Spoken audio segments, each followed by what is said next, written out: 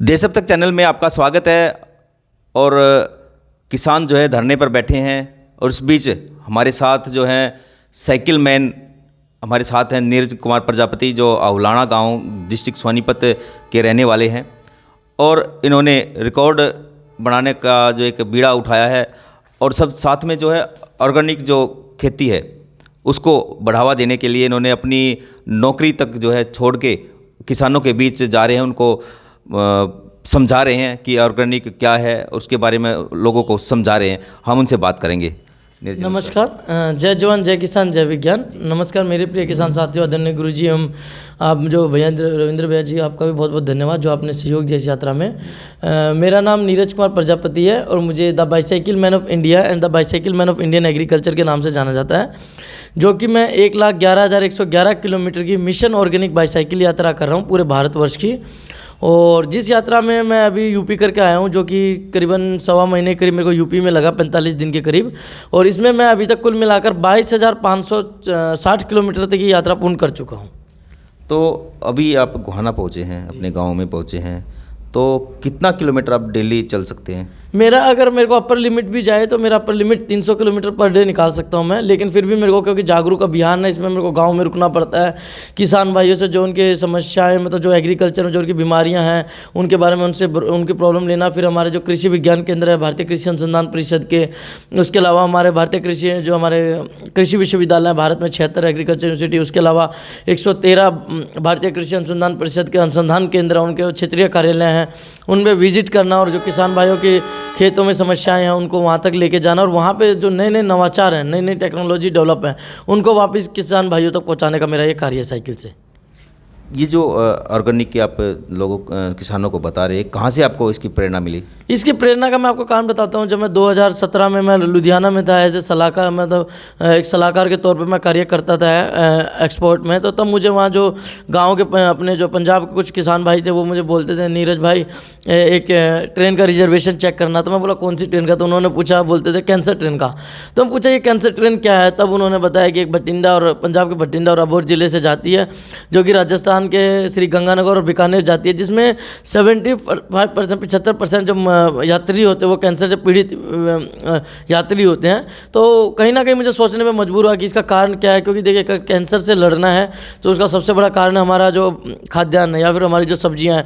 आप मेरे घर पे भी देख सकते हैं, हमने जो घर है हमारा, जैसे कुछ हाफ हिस्सा उसका हमने घर बनाया है, हाफ हिस्से में हमारी खुद की सब्जियां हैं, जो कि हमारे घर की सारी सब्जियां हम लोग खुद अपने घर में उगाते हैं और अपनी खुद सब्जियां खाते हैं।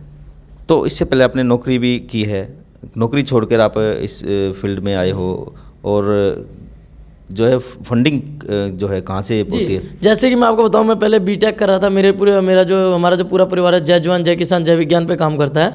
मेरे पिताजी श्री आनंद सिंह जी, जो कि 22 वर्ष उन्होंने बीएसएफ सीमा सुरक्षा बल में सेवा दी है।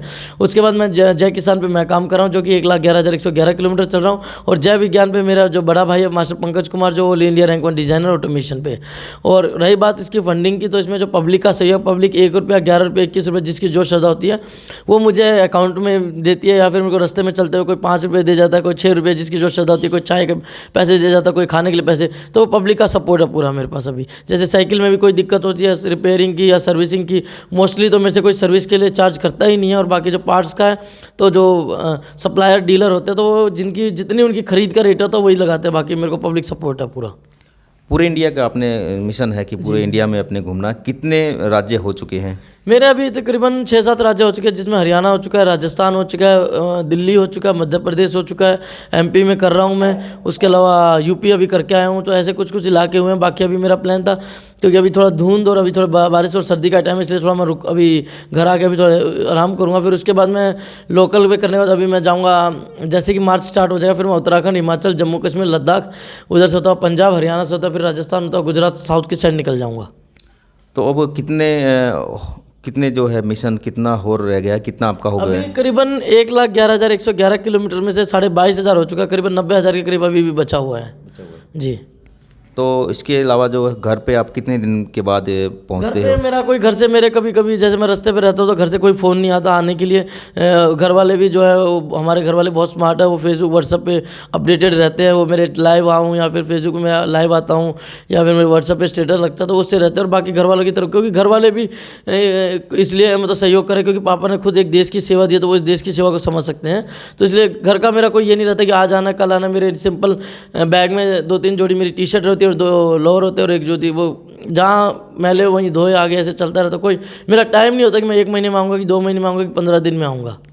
किसान की आप बीड़ा उठा रहे हैं, किसानों को समझा रहे हैं। किसान जो है धरने पर बैठे हैं, आंदोलन कर रहे हैं।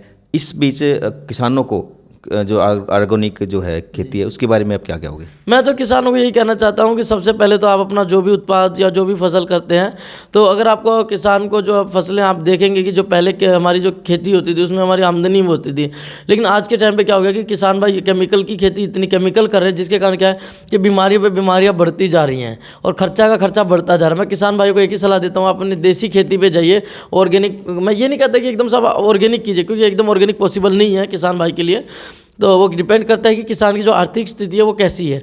तो मैं आप लोग को यही किसान भाई को यही कहना चाहता हूँ कि आप धीरे धीरे अपने देसी गौ माता का या देसी गौ माता या किसी भी कोई भी एग्रो वेस्ट है, गौ माता हो या फिर भैंस हो या बैल हो, कोई भी हो, उसका गोबर या और जो भी एग्रो वेस्ट है उसको खेत में कीजिए। और सबसे बड़ा मैं इस उद्देश्य से ऑर्गेनिक फार्मिंग के साथ 2-3 चीज़ और लेके चलता हूँ। पहला तो पराली ना जलाएं। जैसे कि अभी आपको मैं दिखाऊँ तो आज मेरे पास कुछ महाराष्ट्र से भी किसानों के मैसेज आए हैं कि हमें पराली को जलाने के लिए, हमें डिकम्पोज करने के लिए क्या उसका सोल्यूशन है वो पूछ रहे थे। तो मैं पराली किसानों को सलाह देता हूँ कि पराली ना जलाएं, उसको वहीं डिकम्पोज करें। उसके अलावा डिकम्पोज हो रही है, उसके अलावा उस पराली से वो मशरूम उत्पादन करें। अगर आप डायरेक्ट पराली को डाल रहे हो तो मिल ही रहा है, लेकिन उसके अलावा आप उस पराली को पहले मशरूम लगा लीजिए।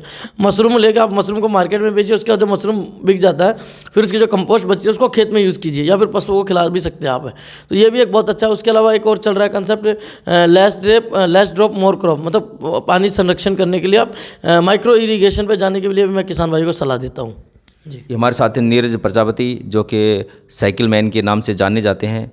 और देश अब तक चैनल को लाइक करें, सब्सक्राइब करें, शेयर करें और ज़्यादा से ज़्यादा इस वीडियो को शेयर करें ताकि जो भी किसान के पास नीरज नहीं पहुँचे हैं वहाँ तक पहुँचे ताकि किसान की जो समस्या है उसका हल हो सके। धन्यवाद।